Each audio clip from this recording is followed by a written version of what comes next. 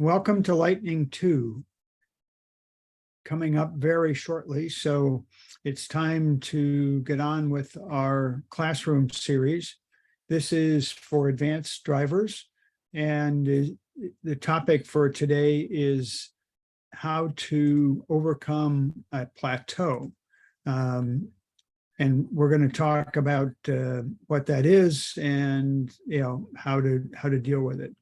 So before we dive in, just the normal disclaimer that this is good advice, but it's up to you as to how you apply it. And if it's a mistake, it's on you.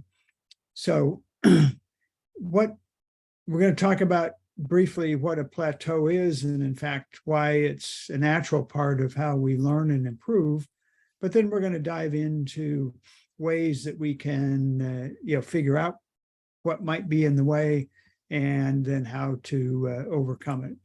And as you might imagine, that has to do with practicing but doing that in the correct fashion. So what is a plateau as it pertains to driving, or for that matter, learning anything? Well, you may feel like you're in a rut or stuck, not improving, maybe even feels like a mental block. Now, is that really bad? We're going to conclude that probably not, but it is. That doesn't mean it's not irritating or frustrating. So how would we know whether we're on a plateau? Other than perhaps if we really do feel like we're stuck? Well, we can measure it with lap times, but that's an imperfect measure. Segment times would be better. If we've run a whole bunch of laps and the segment times are all the same, then that could be a good thing. But if you feel like there's more there, then perhaps not. The how do we feel is just what it means. That's where the feeling stuck or in a rut comes in. And we all know when we get out of the car, how well we've performed, regardless, or before we even look at numbers, lap times, and so on. We know whether we executed well or not. So if we know we consistently make a common mistake, or we consistently feel like, gee, we really messed up a corner, then that could be an example of a plateau.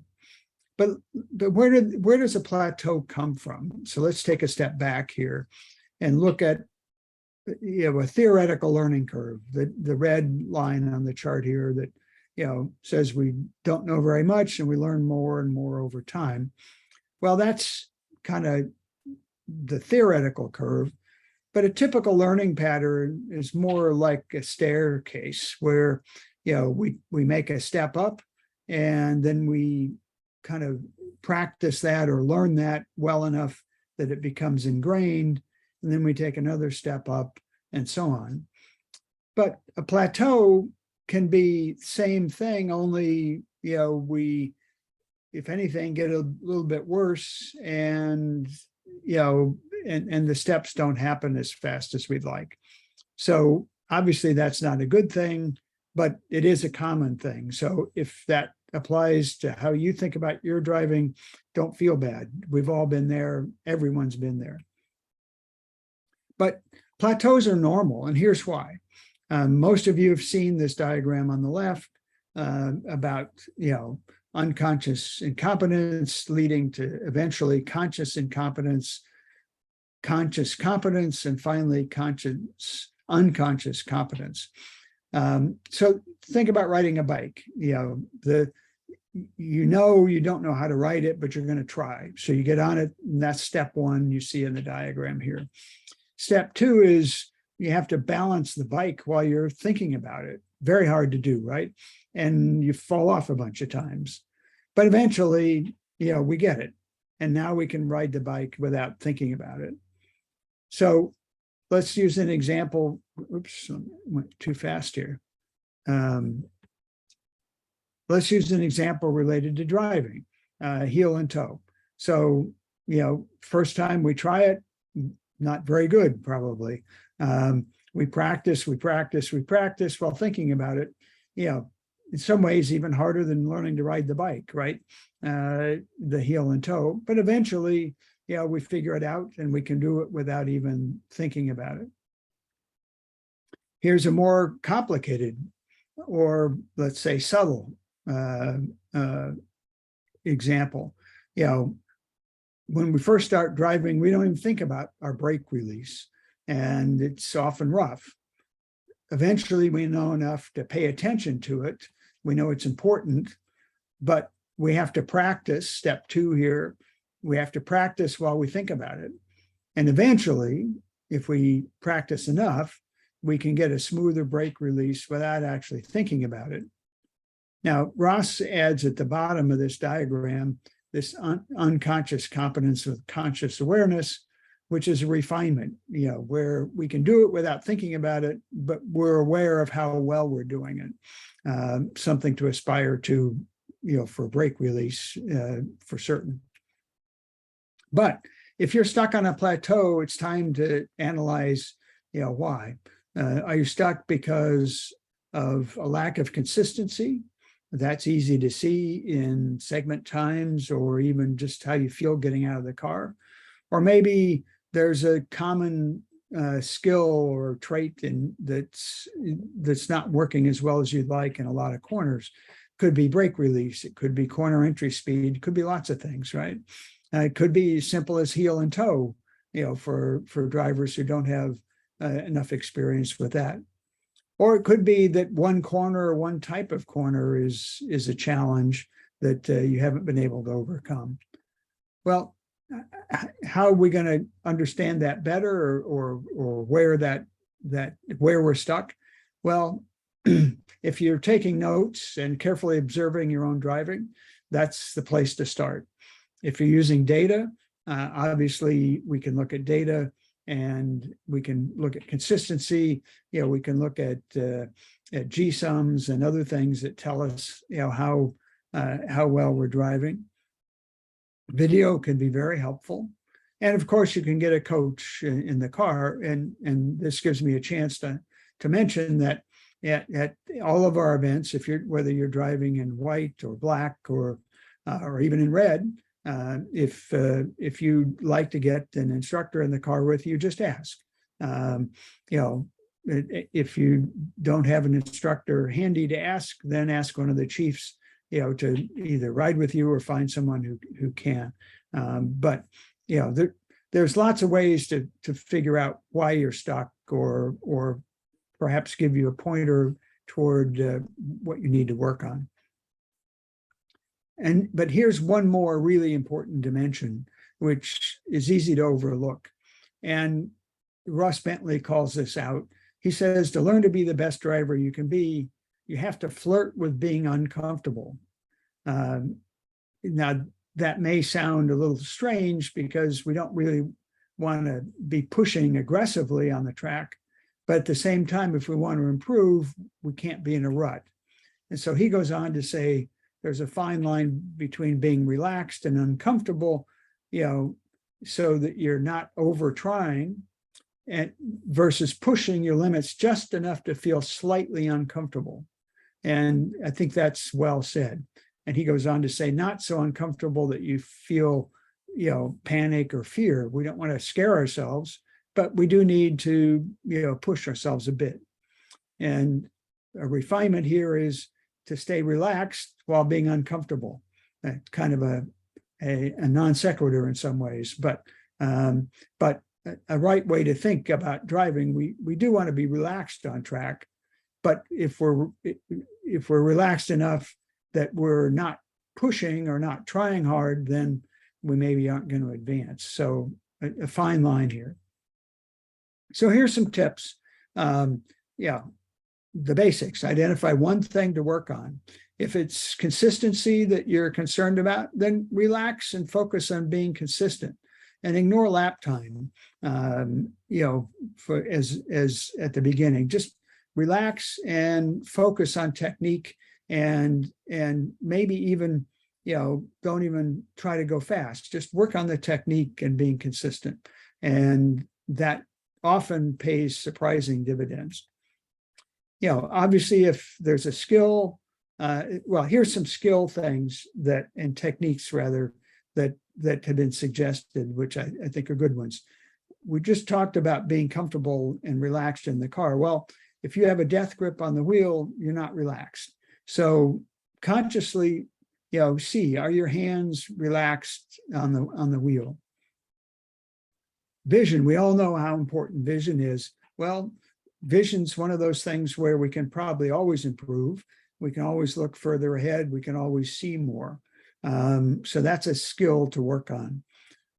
Smoother brake release is always a skill to work on, right?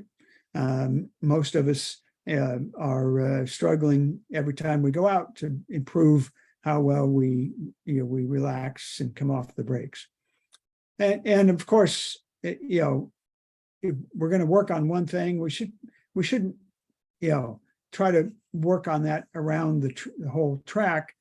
Pick one corner. If we're really focused on brake release, then at Lightning, let's focus on turn 1 or one of the other corners that that you want to, maybe 5, that you want to really get better at your brake release. But sure, you can be aware of it on every corner, but pick one to really focus on. Take some notes before and after, and see how you do. Now, the previous slide talked about practice. If I can get this to go back, it talked about identifying one thing to work on and practice it. Well, you've heard me say this before, but how you practice is more important than the amount you practice. And this is all about the phrase purposeful practice. And that means going out and practicing in a focused way with a clear goal, a plan, and a way to monitor progress. And most importantly, and I've underlined it on this slide, get outside your comfort zone. Again, this is back to Ross's comments about pushing yourself a little bit. Now, this whole thing about deliberate practice or purposeful practice is not a Ross Bentley thing. It's something he's described for driving, but it's based in learning theory, and it applies to pretty much anything that you want to learn well. But these are the dimensions. Now, to make that kind of practical in our terms, here's one example. Yeah, I've used vision because I had already done these sheets, interestingly enough, for Lightning back in the spring. So let's think about vision. If we think we want to get better and get ourselves out of a rut by improving what we're looking at, well, here's a couple examples of questions. How far ahead can I see? Can I see something new each lap? Well, I've prepared some deliberate practice worksheets that have those kinds of questions for you. And rather than the eye test here, here's the first one. So this is just the track map of Lightning, and it has in the top right the questions to ask yourself when you go out. Well, what we'd like to see everything on and off the track surface. So the way we do that is we look for something new each lap, and we try to look carefully at the horizon change during cornering, so we know what angle the car is at. Maybe it's slightly different in one lap versus the next. Well, that has a lot to do with consistency. How far ahead can you see?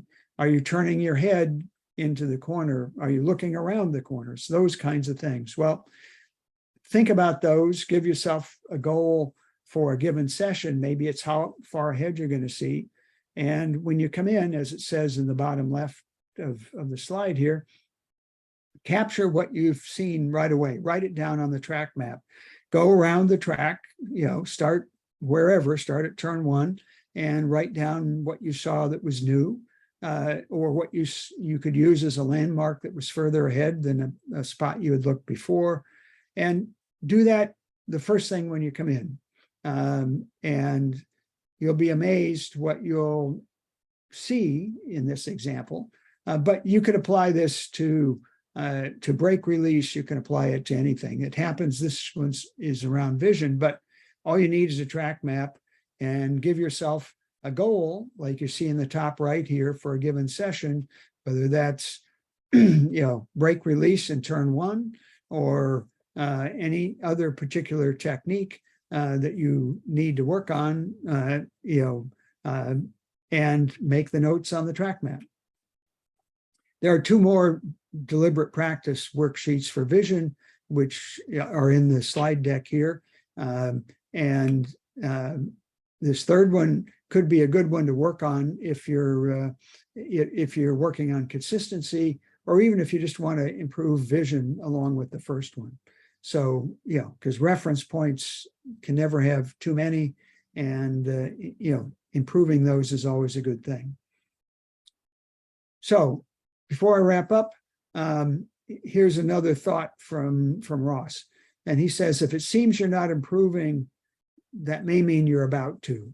And he has a couple of tips here. He says, if you feel your driving's on a plateau and you're not improving, then take a break. Now, this is sort of aimed more at a semi-pro, I think, but he's saying, relax, in between sessions, relax. Don't sit there the whole time focused on it. Then when you do go out, do it with focus and push yourself a little bit harder. And as you've seen earlier, make yourself a little bit uncomfortable. Then rest again, do something different, etc. So what he's saying is here, this is giving you time, your mind time to process what you're doing and get it incorporated into your learning. So in summary here, plateaus are a normal part of the learning process, but we don't really want to get stuck on a plateau for too long. To get off of a plateau requires some conscious effort, requires some analysis, requires practice, the right kind of practice. And it may well require pushing a little bit beyond your comfort zone, recognizing that's a delicate balance. We're not trying to take undue risks here. We're just trying to get better. And the good news is that improving and refining the basics is how we can break through a plateau. I mean, as Ross Bentley says, advanced driving is just doing the basics better. So if you focus on doing the basics better, you are going to get better. And Jackie Stewart has a nice way of saying we can always improve in gentle, smooth, progressive steps, and progressive being the key word there. We're going to make little steps forward, and at some point that's going to push us off of the plateau, and we're going to make one of those step function increases in how we're doing. I hope you found this helpful, and I hope you have a great time at Lightning, and I will see you soon.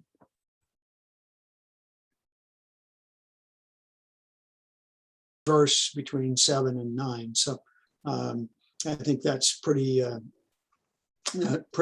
obvious to most people. If you're driving in red or black and expanded passing, we allow passing any place with a signal, except those mandatory sides still apply in those locations. So you can you can pass between 4 and 5, for example. That's a easy place to get a faster car by in red and black. So passing zones, hopefully no surprises there for anyone on the call. Skip that. I'm not going to run through the video. So anybody on this call that hasn't driven Lightning? I should have asked that before. So if everyone has, then you all can and should jump in here with both questions and comments, so that I make sure not only that I answer questions, but you may have observations that can help other people here. I make no claims of being an expert at Lightning. I've driven Watkins Glen enough times I can claim some level of expertise, including being in cars with a pro there, but I can't say the same for Lightning. So anyway, turn one, the right-hander at the end of the front straight. There has a hill in the middle of it, obviously. So that allows us to modify what would otherwise be the line here. We can turn in a little bit earlier and we can brake a little bit later, but we do have to get the turning done earlier than we might otherwise like, because we need to be straight going over that hill. And we need to be back on at least some power, not full power, especially in a stronger car, but and we don't want to be all the way track left going over the hill, just to give ourselves a little bit of margin, because we're dealing with a blind hill here, right? And if we're not straight, or we end up too fast in here,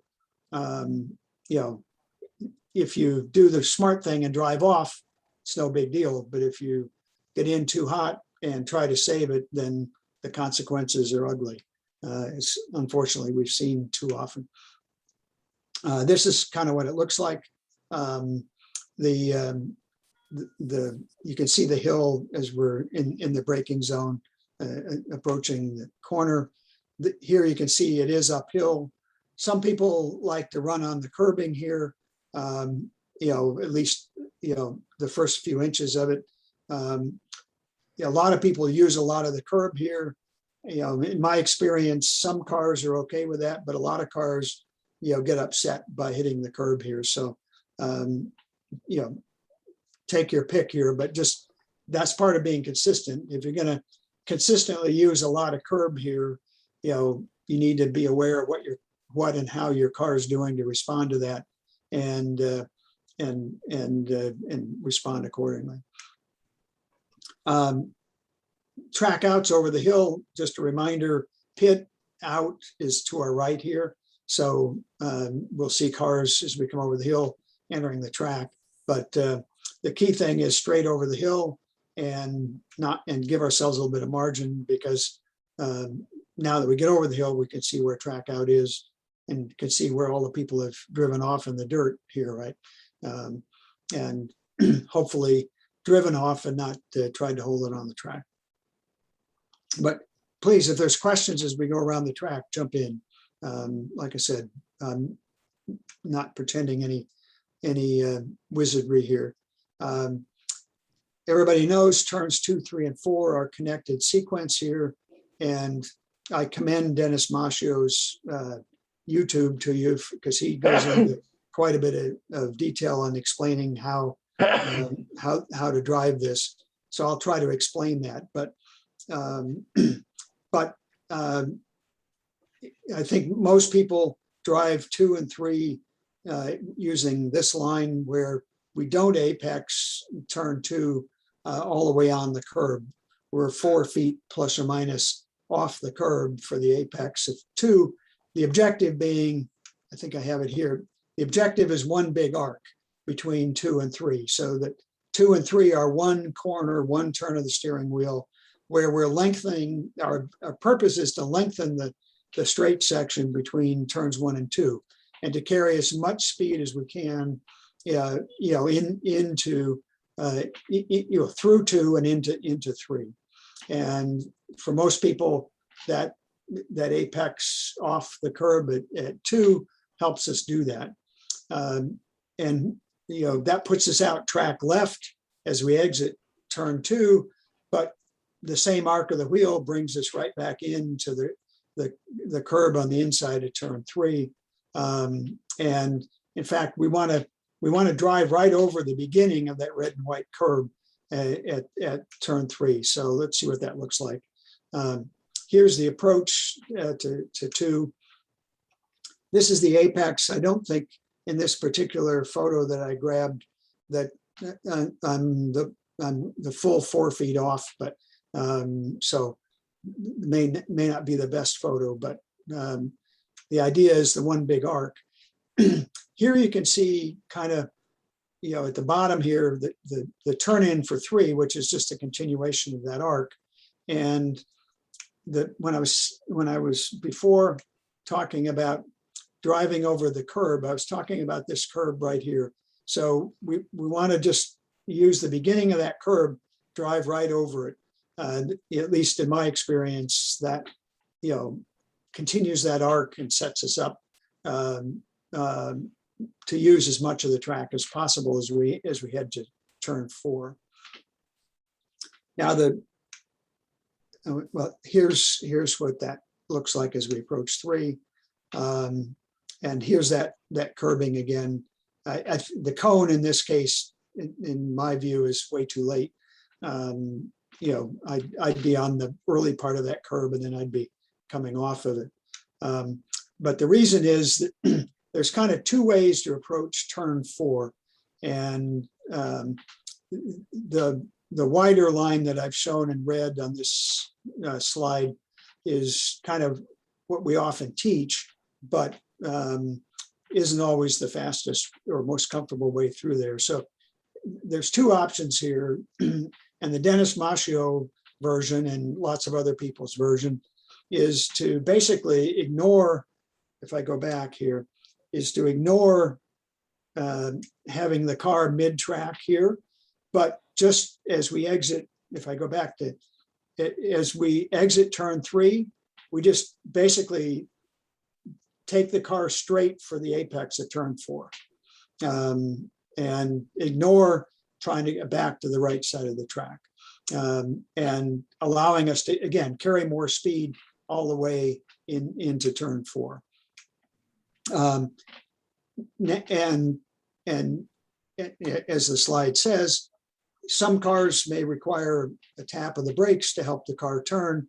The reason why that works is there's good grip and a little bit of favorable camber at the apex of turn 4.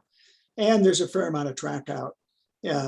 But the key thing here is that that allows us to carry more pace into 4 and lengthen that fast section that started exiting turn 1.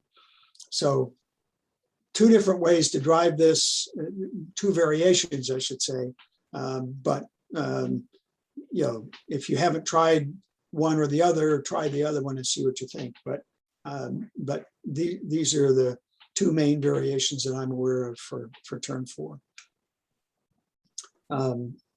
No, yeah, it's hard to see in the photo here that there's favorable camber here at the apex, but you can feel that, or if you were to walk the track, you would see that. Here's track out for 4, lots of room out there. Turn 5, another turn dictated by the hill that's in the middle of it. And in this case, it's an important turn. It leads on to a fast section in the back, but it really has to be done, in some ways even more carefully than turn 1, because while we're not coming into it nearly as fast, it's a steeper hill, and the line after the hill is not straight like it is after 1. So, and in this case, the apex is blind over the hill. So we want to get, just like in turn 1, get the turning done going up the hill, and be careful with the power until we get to the hill. And in this case, this is more an issue for students, but we want to use all the track here at track out. So approaching the corner, the curb on the left here, most people drive this by lining the car up with this curb and then turning kind of at this last red stripe that's on the left side here. And obviously we can't see the apex from the turn in. We can't even see it after we turn in and head up the hill. It's still blind, right? We have to be well and truly on top of the hill to even see the apex. And I strongly recommend to everyone, including students, to just drive right on this curb. In general, I'm not a big fan of using a lot of curb, but in this case, the curb is friendly and it really helps the angle of the corner to use a lot of this curb. Put the right front, put the right side right on the curbing here at the apex of turn 5, and then let the car track out as it comes down the hill, and use all of this track, because that makes it safer, number one, and number two, helps us set up, for the fast kink and six that follows here. Turn 7, lots of people's least favorite corner at Lightning, I think, and certainly where way too many mistakes are made. This corner gets overdriven more than any other corner at the track.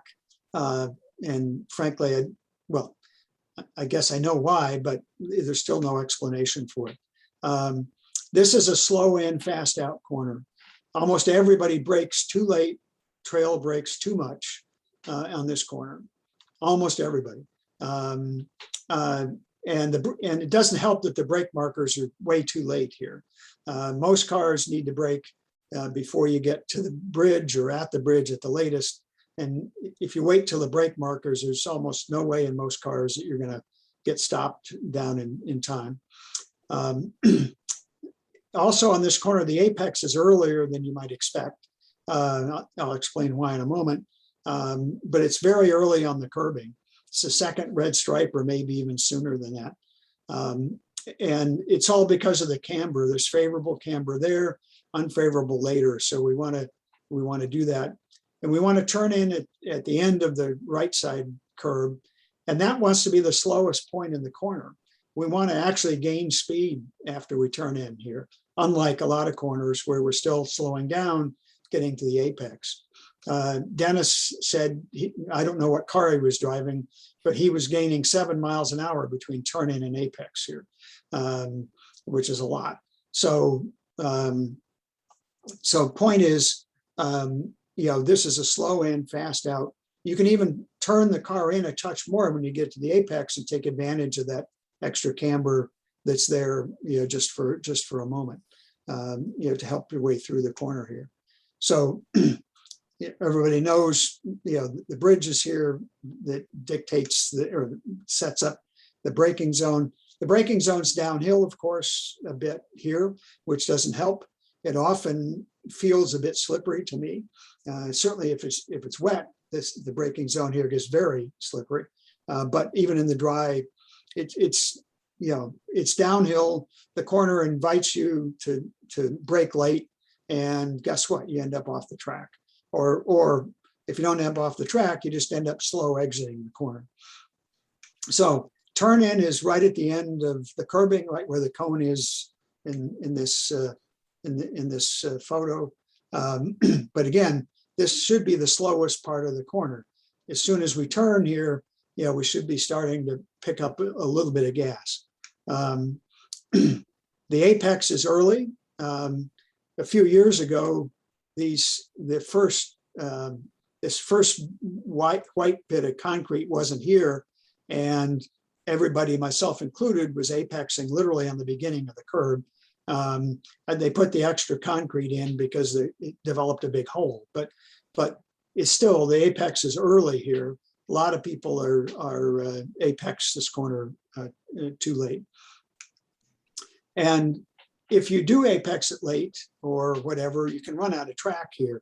That's the other reason it's important to manage the entry here and manage it properly, because there is the track is unfavorably banked as you get toward the track out here. If you've executed the corner properly, your wheels are essentially straight at that point or very close to it. It's not an issue, but if you haven't executed it properly, it can become an issue.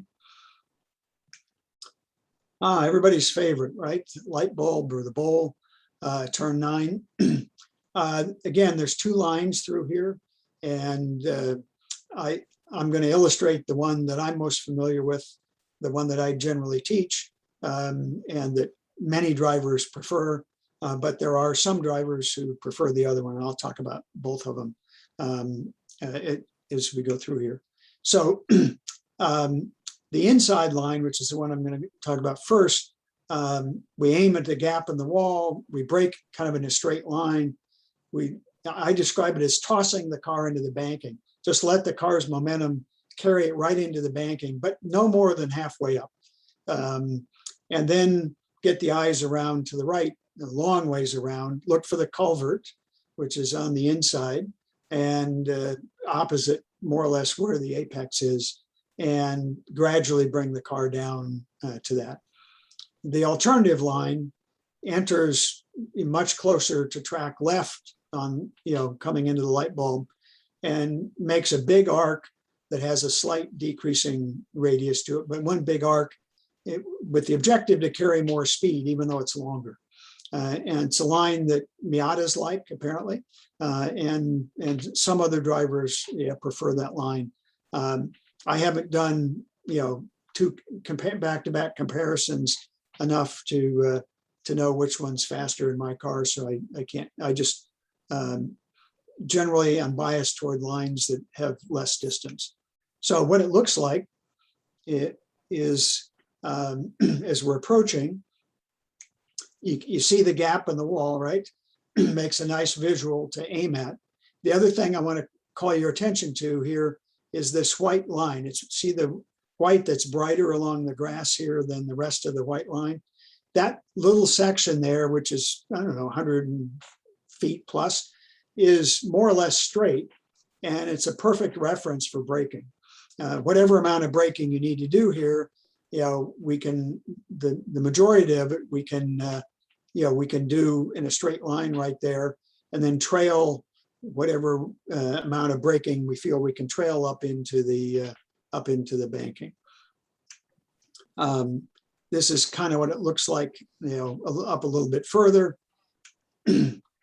As we get, even on this previous one, but certainly as we get a little bit further, the photo, even though it's a pretty wide angle lens, doesn't even get around as far as the apex. So our vision has to be, off the slide here to the right, right? Our vision has to be over here because that's where the apex is. So even when we're back here, our vision needs to be way around. We need to be thinking about way around to the right and get our eyes over there. And I don't have a good picture here that captures the culvert very well. I think my red circle may be where the culvert is, but I don't think we can, I don't think the slide has enough detail to pick that up. And then of course, track out on the left here, and leading to the front straight, but well, I think I have it covered here. So just to summarize some reminders, turn one, if you're running wide for whatever reason, just drive off. And the same applies any place, but particularly there.